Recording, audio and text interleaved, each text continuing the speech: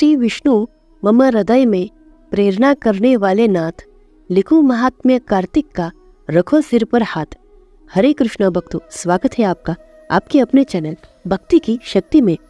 आज हम जानेंगे कार्तिक मास महात्म्य कथा का अध्याय 19वां और साथ ही सुनेंगे तुलसी जी की आरती। और अगर आपको यह वीडियो पसंद आए तो इस वीडियो को लाइक करना और चैनल को सब्सक्राइब करना ना भूलें। आइए शुरू करते हैं। राजा पृथु ने पूछा, हे नारद जी, अब आप यह कहिए कि भगवान विष्णु ने वहां जाकर क्या किया तथा जलंधर की पत्नी का पतिव्रत किस प्रकार भ्रष्ट हुआ। नारद जी बोले, जलंधर के नगर में जाकर विष्णु जी ने उसकी पतिव्रता स्त्री वृंदा का पतिव्रत भंग करने का विचार किया। वे उसके नगर के उद्यान में जाकर ठहर गए और रात में उसको स्वप्न दिया।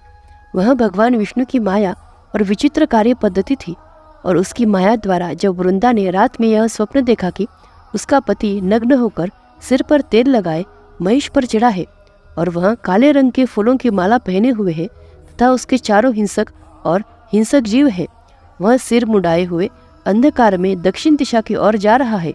उसने नगर को अपने साथ समुद्र में डूबा हुआ इत्यादि बहुत से स्वप्न देखे। तत्काल ही वह स्वप्न का विचार करने लगी। इतने में उसने सूर्योदय को उदय होता हुआ देखा तो सूर्य में उसे एक छिद्र दिखाई दिया तथा वह कांतिहीन था। इसे उसने अनिष्ट जाना और वह भयभीत हो रोती हुई छज्जे, अटारे तथा भूमि कहीं भी शांति को प्राप्त न हुई और फिर अपने 2 सखियों के साथ उपवन में गई। वहां भी उसे शांति नहीं मिली। फिर वह जंगल में निकल गई। वहां उसने सिंह के समान 2 भयंकर राक्षसों को देखा जिससे वह भयभीत हो भागने लगी। उसी क्षण उसके समक्ष अपने शिष्यों सहित शांत मौनी तपस्वी वहां आ गया। भयभीत वृंदा उसके गले में अपना हाथ डाल उससे अपनी रक्षा की याचना करने लगी। मुनि ने अपनी एक ही हुंकार से उन राक्षसों को भगा दिया। वृंदा को आश्चर्य हुआ तथा वह भय से मुक्त हो मुनिनाथ को हाथ जोड़ प्रणाम करने लगी। फिर उसने मुनि से अपने पति के संबंध में उसके कुशल क्षेम का प्रश्न किया। उसी समय 2 वानर मुनि के समक्ष आकर हाथ जोड़कर खड़े हो गए और जो ही मुनि की भ्रुकुटी संकेत किया तो ही वे उड़कर आकाश मार्ग से चले गए। फिर जलंधर का सिर और दड़ लिए मुनि के आगे आ गए। तब अपने पति को मृत हुआ जान वृंदा मूर्छित हो पृथ्वी पर गिर पड़ी और अनेक प्रकार से दारुण विलाप करने लगी। उसके पश्चात उस मुनि ने कहा, हे कृपानिधे, आप मेरे इस पति को जीवित कर दीजिए। पतिव्रता दैत्य पत्नी ऐसा कहकर दुखी श्वासों को छोड़कर मुनीश्वर के चरणों में गिर पड़ी।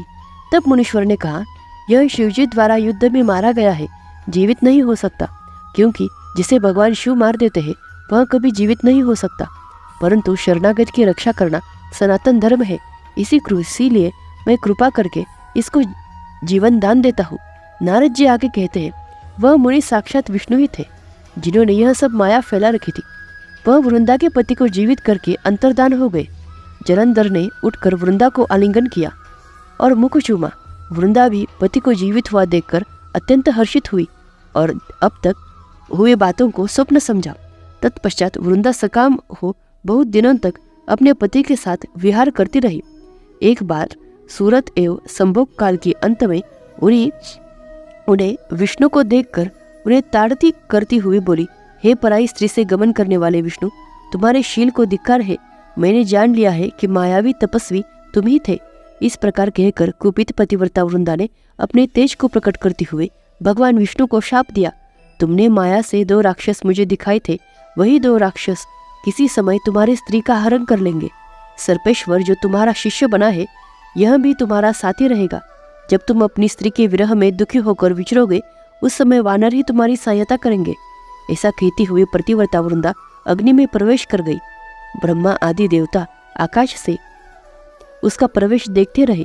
वृंदा के शरीर का तेज पार्वती जी के शरीर में चला गया। पतिव्रता के प्रभाव से वृंदा ने मुक्ति प्राप्त कर ली। अब सुनिए तुलसी जी की आरती। जय जय तुलसी माता, सब जग की सुखदाता वरदाता। जय जय तुलसी माता, सब योगों के ऊपर सब रोगों के ऊपर रुज से रक्षा करके भवत्राता। जय जय तुलसी माता, बटुपुत्री है श्यामा, सूरबल्ली है ग्राम्या। विष्णु प्रिय जो तुमको सेवे, सो नर तर जाता। जय जय तुलसी माता। हरि के शीश विराजत, त्रिभुवन से हो वंदित। पतित जनों की तारिणी विख्याता। जय जय तुलसी माता। लेकर जन्म विजन में आई दिव्य भवन में। मानव लोक तुम्ही से सुख संपत्ति पाता। जय जय तुलसी माता। हरि को तुम अति प्यारी, श्याम वर्ण तुम्हारी। प्रेम अजब है उनका, तुमसे कैसा नाता। जय जय तुलसी माता। जय जय तुलसी माता। जय नारायण स्वामी नारायण।